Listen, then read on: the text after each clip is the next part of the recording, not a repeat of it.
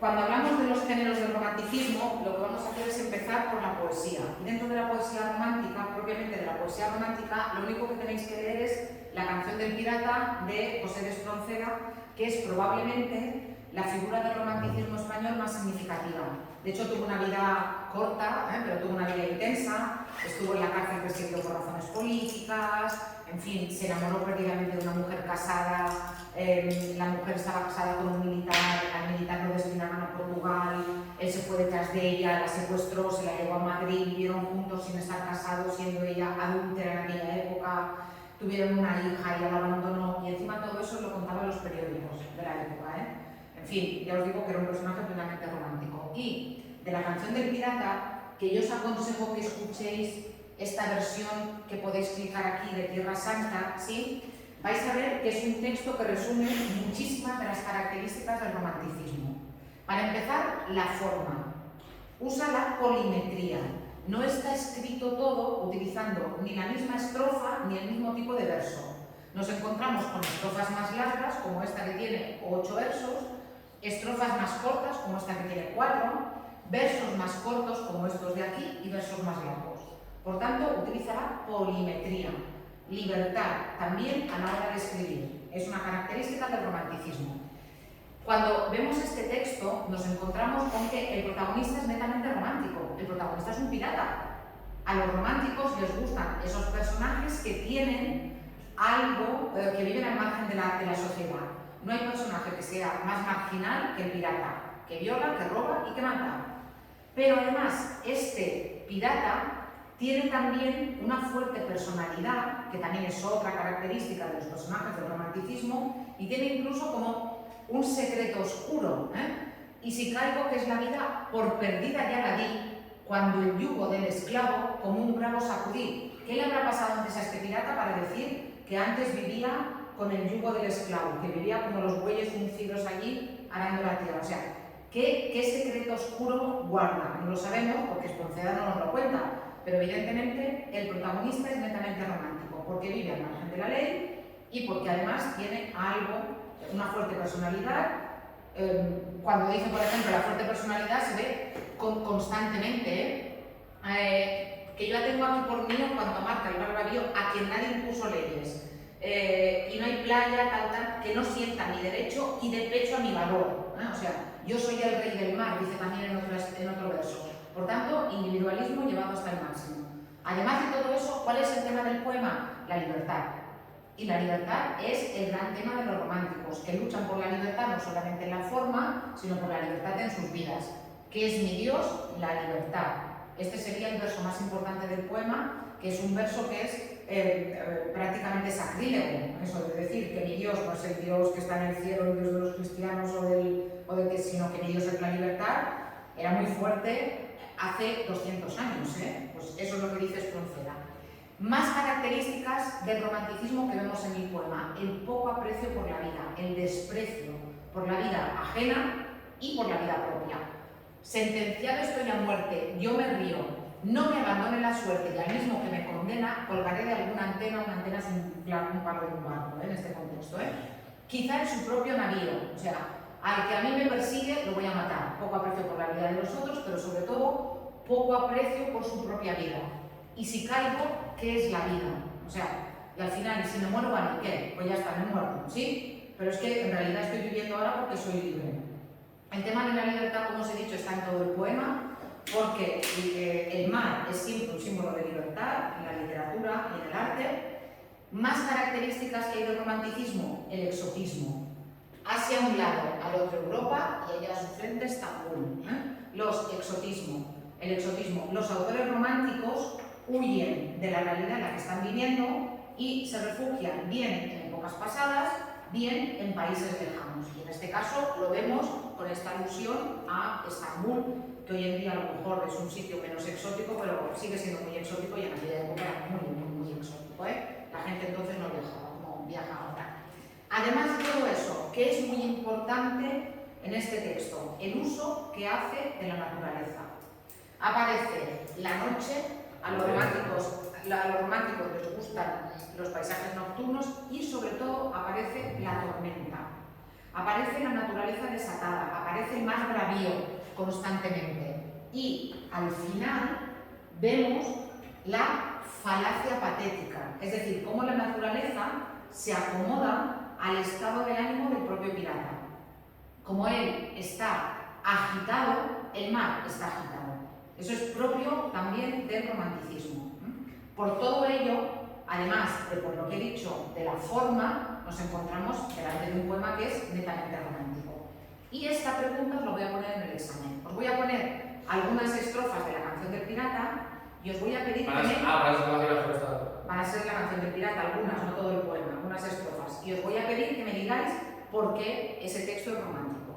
Entonces, me tenéis que explicar lo que yo acabo de hacer ahora. No vale decir hay polimetría, o no vale decir el pirata, sino que hay que explicar por qué la polimetría, cómo se da la polimetría y por qué el pirata es un personaje romántico. ¿De acuerdo? O sea, digamos, la polimetría, pero porque hay una mezcla de versos. Efectivamente. Eso sería la respuesta. Claro, y puedes incluso poner algún ejemplo si quieres. Claro, eso sí que hay visto. Hombre, ya si quieres tener muchos puntos en la pregunta, quieres tener perfecto, ¿sí?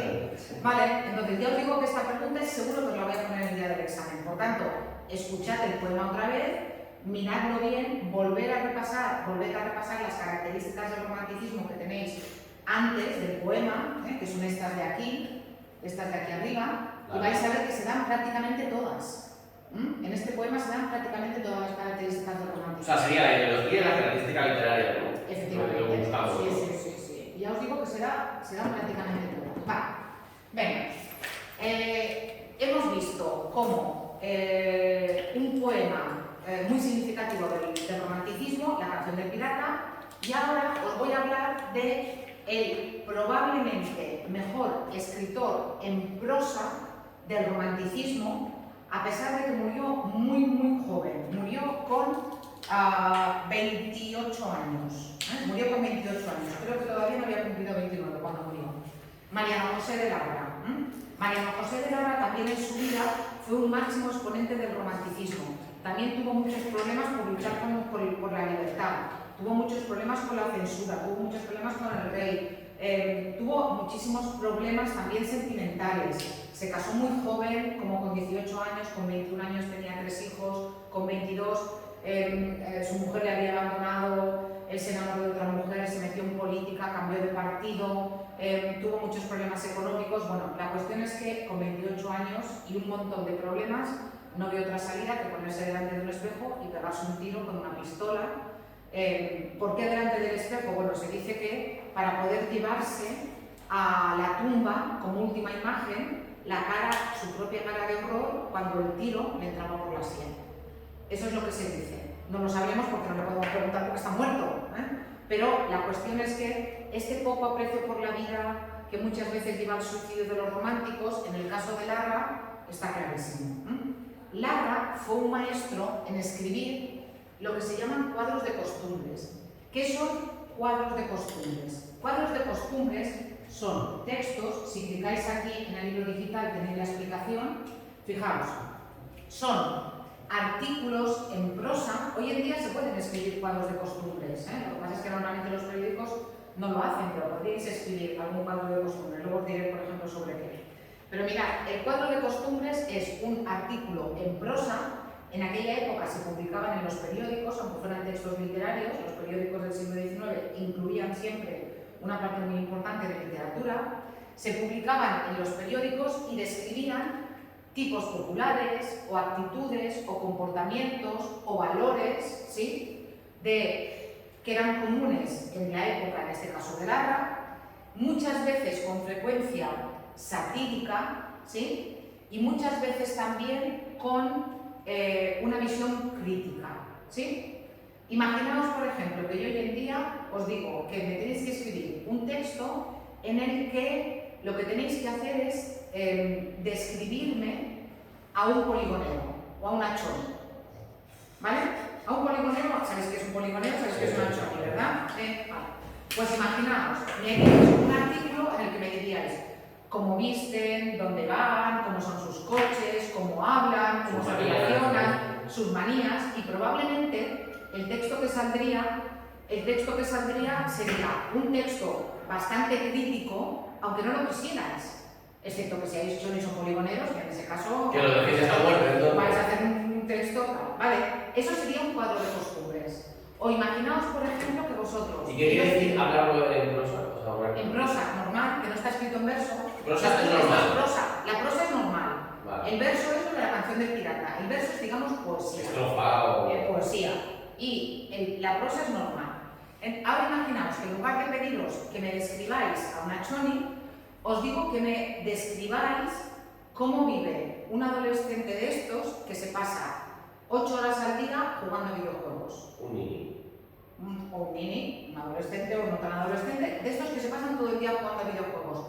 ¿Cómo es el sitio donde juegan? ¿Cómo es su mesa? ¿Cómo es él? ¿Cómo es su silla? Las sillas estas de gamer, el ratón este ahí de colorines o el teclado de colorines. ¿Cómo se relaciona con la gente? Los cascos, no sé qué, que no se levantan ni para ir al baño. Que estaríais también haciendo un cuadro de costumbres, porque estaríais describiendo... O sea, en el examen tú nos puedes decir, han hecho un cuadro de costumbres. No. Os estoy contando esto, ¿por qué? Porque Larra fue famoso, sobre todo, por sus cuadros de costumbres. Larra describía muy bien las personas y los defectos de su sociedad, de la sociedad de su tiempo, y lo hacía a través de estos cuadros de costumbres. Aquí, por ejemplo, tenéis una adaptación de un cuadro de costumbres famosísimo de Larra, en el que habla de algo que probablemente conocéis, la burocracia española.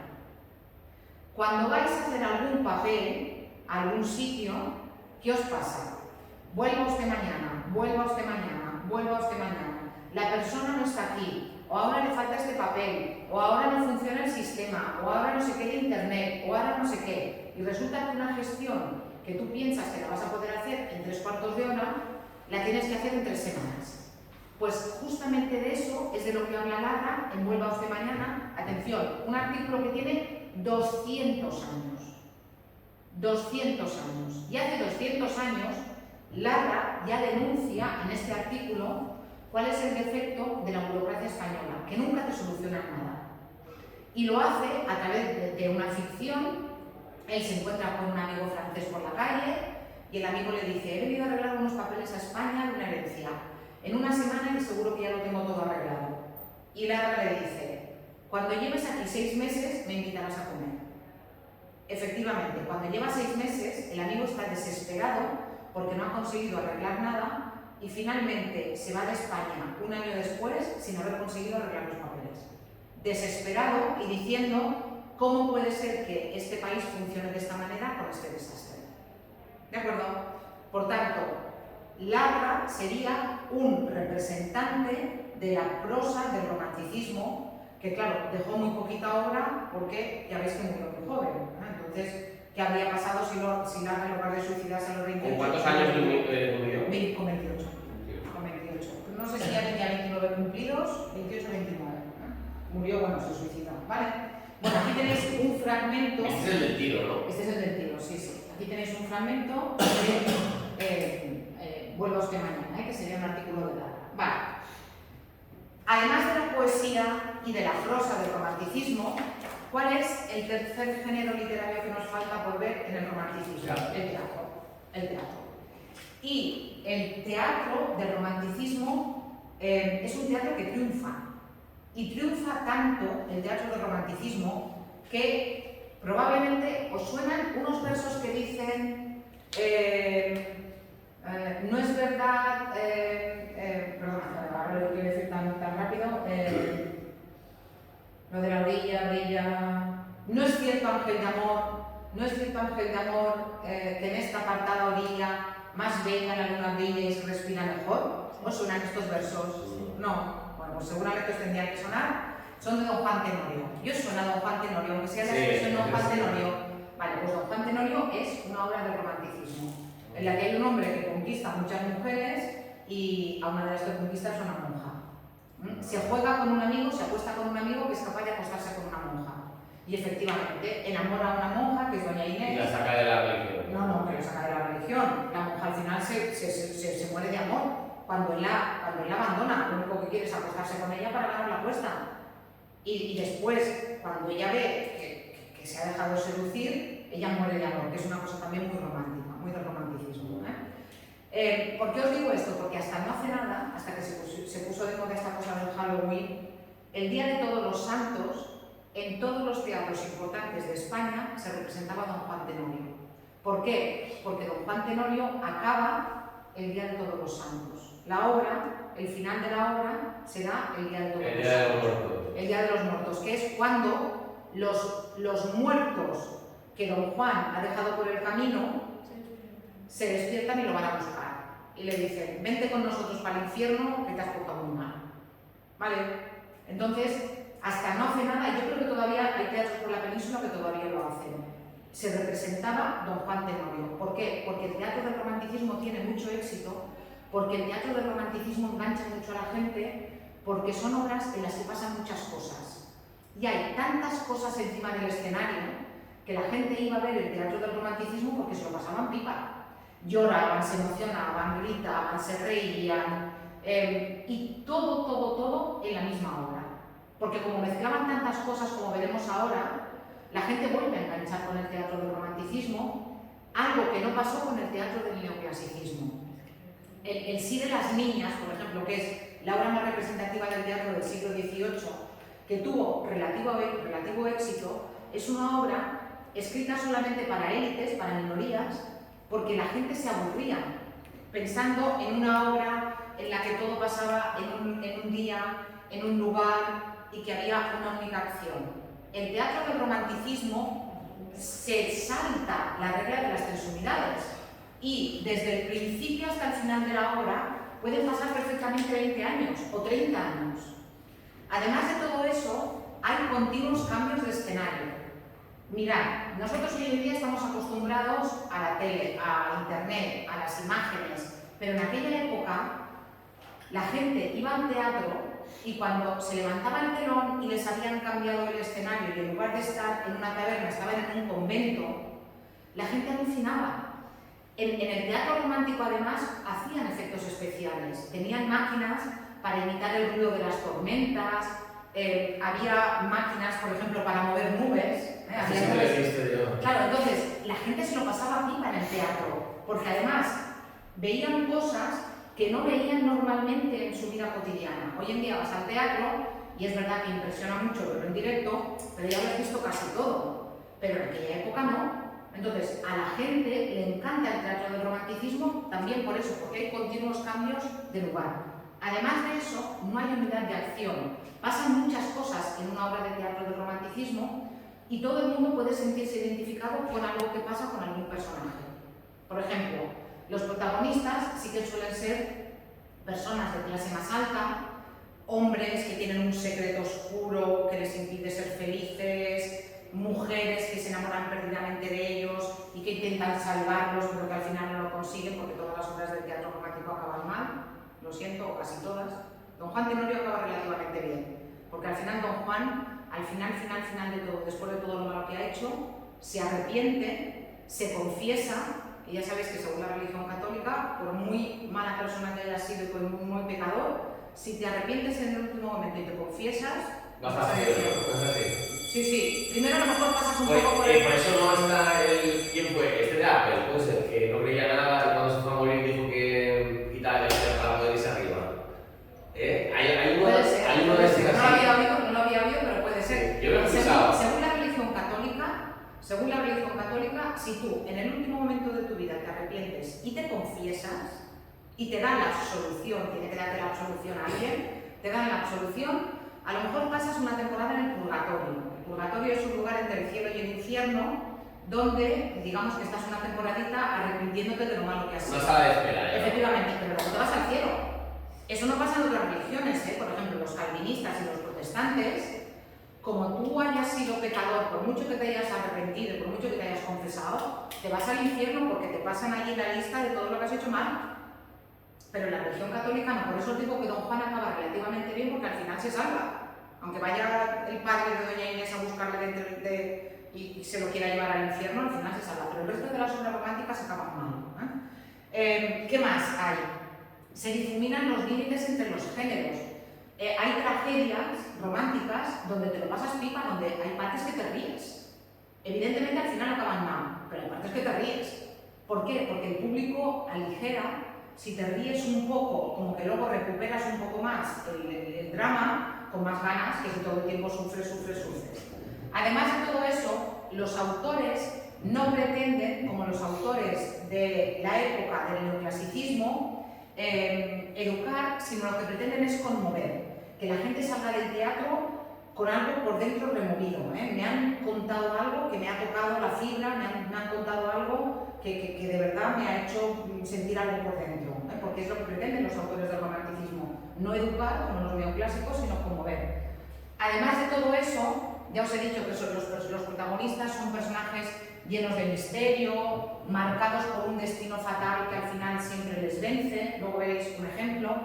Hay una especie de fuerza superior, como si ellos fueran marionetas y hay un destino que mueve los hilos y ellos por mucho que luchen al final van a terminar mal.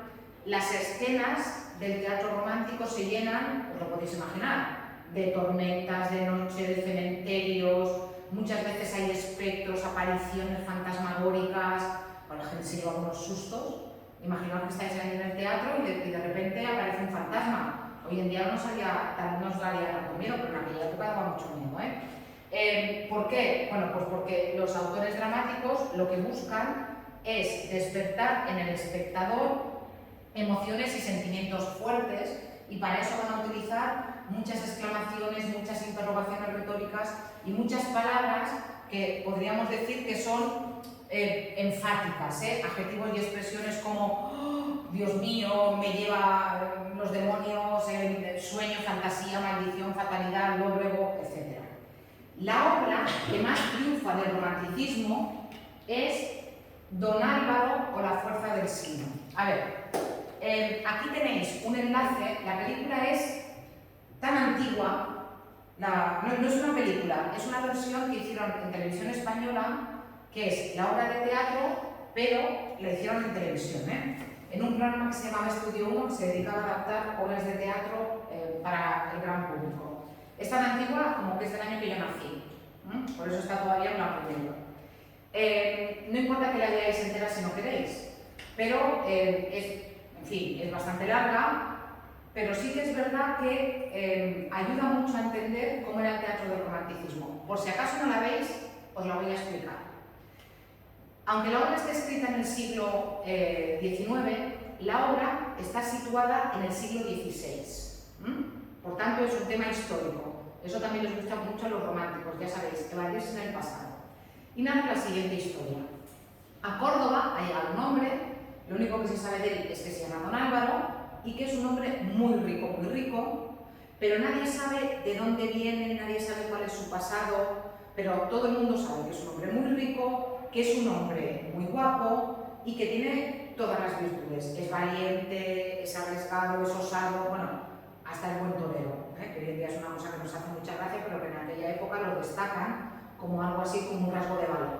La cuestión es que Don Álvaro se enamora de la hija del marqués de Calatrava, que se llama Leonor. Estamos hablando del siglo XVI. En el siglo XVI, una noble, la hija de un marqués, primero, no se casaba por amor nunca, el padre decidía con quién se casaba, y segundo, menos su padre la casaría con un hombre que tiene un pasado que nadie sabe cuál es, con un hombre que no viene de una familia noble. El caso es que Leonor y Álvaro se enamoran, pero el padre de ella se opone rotundamente a que se casen. Entonces, como están tan enamorados, traman un plan. Don Álvaro le dice: una noche voy a llegar a tu ventana, voy a subir a la ventana de tu cuarto, voy a tener 2 caballos esperándonos abajo y muy cerca del palacio donde tú vives hay una ermita, voy a tener allí a un cura esperándonos, este cura nos va a casar, vamos a consumar el matrimonio, es decir, vamos a tener sexo, y al día siguiente nos vamos a presentar delante de tu padre y tu padre ya no va a poder hacer nada porque ya estamos casados y porque el matrimonio está consumado. Entonces, traman eso y esa noche doña Leonor empieza a tener remordimientos. Antes de que llegue Don Álvaro, doña Leonor piensa, mi padre lo voy a matar de disgusto, mi padre es viudo ya, mi padre es mayor y qué va a pensar de mí. El caso es que cuando don Álvaro, según el plan, trepa por la ventana y llega a la habitación, se la encuentra muy agitada y encuentra que ella duda. Entonces, bueno, ella duda y él le dice, yo no te voy a obligar a hacer nada que no quieras. Y mientras están hablando y él la está intentando convencer, el padre de doña Leonor, que ha sido avisado por los criados de que algo está pasando, irrumpe en la habitación de su hija. Y cuando los ve a los dos de noche en la habitación, empieza a insultar a su hija. Mala mujer, te has acostado con él, no sé qué. Y don Álvaro la defiende. Y el padre de Leonor, cuando ha oído el ruido, nos lo había contado, ha llegado con... el padre de Leonor ha llegado con una espada y don Álvaro, cuando ha oído que alguien ha irrumpido violentamente en la habitación, ha sacado una pistola. Entonces están el padre de Leonor con la espada y don Álvaro con la pistola.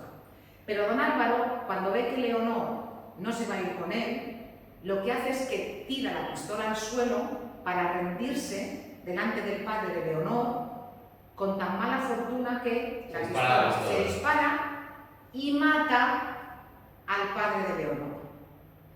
Y en aquel momento Leonor cae al suelo como muerta. Don Álvaro, ¿qué hace? Sale corriendo pensándose que ha matado al padre de su amada y a su amada. ¿Qué hace don Álvaro? Entonces había una guerra contra Italia. Se va a la guerra a Italia. Y allí en la guerra está con un nombre falso. Y como tiene muy poco aprecio por su vida, todo esto os tiene que sonar porque son características del romanticismo, como siente muy poco aprecio por su vida, es el primero que va en las batallas, es el que más lucha y en un momento dado salva la vida de un hombre y se hacen íntimos amigos. Resulta que se acaba descubriendo que ese íntimo amigo de don Álvaro, repito, don Álvaro está con nombre falso y su íntimo amigo resulta que también, ese íntimo amigo es el hermano de Leonor, al que alguien le había dicho que don Álvaro estaba en la guerra en Italia y lo había ido a buscar para matarlo. Pero claro, ninguno de los dos sabían quién era el otro porque los dos estaban con nombre falso.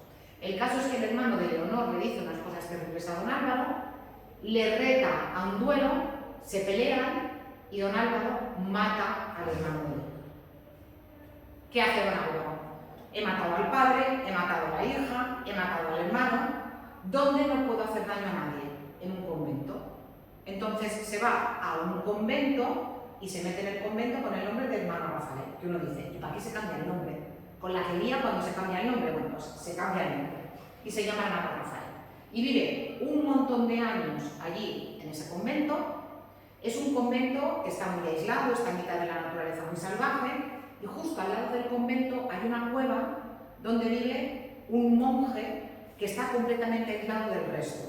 Le dejan la comida fuera y nunca sale de esa cueva, ¿vale? Acordaos de este monje porque luego va a tener aquí un papel importante, ¿vale? El caso es que don Álvaro está en el convento un montón de años y un día llega el otro hermano de Leonor, porque nos lo había dicho, pero Leonor tenía dos hermanos. Llega el otro hermano de Leonor, que se ha enterado que ese padre Rafael que está en el convento en realidad es don Álvaro. ¿A qué va el hermano de Leonor? A pedir venganza de su padre y de su hermana, bueno, de su padre y de su hermana. Total, lo mismo, le empieza a decir unas cosas horribles a don Álvaro. Don Álvaro al principio no quiere luchar con él, pero luego el hermano de Leonor se empieza a meter con la familia de don Álvaro, que resulta que la madre era una princesa inca, porque estamos en el siglo XVI, muy poco tiempo después del descubrimiento de América. Sus padres habían estado en la cárcel, pero los habían sacado y lo estaban buscando, y él iba a ser virrey por allí, por América. Bueno, pero le empieza a decir unas cosas horribles, tú nunca vas a volver a ver a tus padres, no sé qué. El caso es que le reta a duelo, salen en el descampado que está enfrente de la cueva esta donde está el ermitaño y se pelean y don Álvaro hiere de muerte al hermano de Leonor. Y mientras el hermano de Leonor está a punto de morir, está ahí desangrándose porque le ha clavado la cuchilla de la espada, está a punto de desangrarse, en ese momento el hermano pide confesión. Lo que os he contado antes de don Juan, que si te confiesas vas al cielo y si no vas al infierno. Entonces el hermano pide confesión y don Álvaro se acuerda de que en la cueva vive un ermitaño. Entonces piensa don Álvaro, yo no le puedo dar confesión porque yo mismo estoy en pecado mortal, pero allí vive un hombre santo, lo voy a llamar. Entonces empieza, la cueva tiene una puerta, empieza a llamar a la cueva de la puerta, no sale nadie, de dentro, no, dejadme. Don Álvaro insiste y finalmente sale de la cueva el ermitaño, que resulta que no es un ermitaño, que es doña Leonor. Habían estado viviendo al lado don Álvaro y doña Leonor años sin saberlo. Claro, cuando salen se quedan completamente sorprendidos porque no lo sabían que estaban al lado, pero cuando el hermano que está moribundo ve que don Álvaro y doña Leonor vivían tan cerca, ¿qué piensa? Que todo ese tiempo habían estado juntos y con las últimas fuerzas que le quedan al hermano que está moribundo, levanta la espada y mata a Leonor, que lo ha reconocido mi hermano, y en ese momento el hermano coge la espada, mata a Leonor y Leonor muere en los brazos de don Álvaro, y el otro ha gastado sus últimas fuerzas en matar a su hermana, muere también. Claro, delante de todo aquel desastre, ¿qué hace don Álvaro? Se sube a un risco, a una roca enorme que está ahí al lado, se tira mientras grita, ¡infiernos! ¡Abriros! ¡Abrid vuestra boca, que voy allí! Y se tira y se suicida. Joder. ¿De acuerdo? O sea, eso se llama don Álvaro, o la fuerza del sino. Sino significa destino. Cuando va junto y sin tilde significa destino. Vale, eso es lo que cuenta don Álvaro o la fuerza del sino. Fijaos en la cantidad de características que tiene del romanticismo. Es una obra en la que nos encontramos con personajes misteriosos, nos encontramos con escenas nocturnas, nos encontramos con un secreto fatal que está detrás, nos encontramos con misterio, nos encontramos con evasión en el tiempo, es decir, con todas las características que nos ayudan a decir que es una obra de romanticismo. Conmueve, se salta todas las reglas, hay continuos cambios de escenario, hay más de una acción, hay además mezcla escenas cómicas con escenas trágicas. Yo os he contado lo trágico, pero hay también partes cómicas. Entre el principio y el final de la obra pueden pasar perfectamente 20 años, no se dice, pero si uno calcula son más o menos 20 años. Y ese fue el gran éxito de la literatura del romanticismo. Hoy en día no resulta tan exagerado que no se representa. No hay ninguna compañía representada en la fuerza del sino, porque en realidad es una obra que no te la crees. Es tan exagerada, hay tantas casualidades, pero ya os digo, la gente alucinaba. Entonces nada, si no queréis verla entera, podéis ver algún fragmento y podéis hacer una actividad de refuerzo, que es la actividad de refuerzo 2, donde se explican justamente, la actividad de refuerzo 2, donde lo que tenéis que hacer son actividades sobre el romanticismo, solo sobre el romanticismo, ¿sí?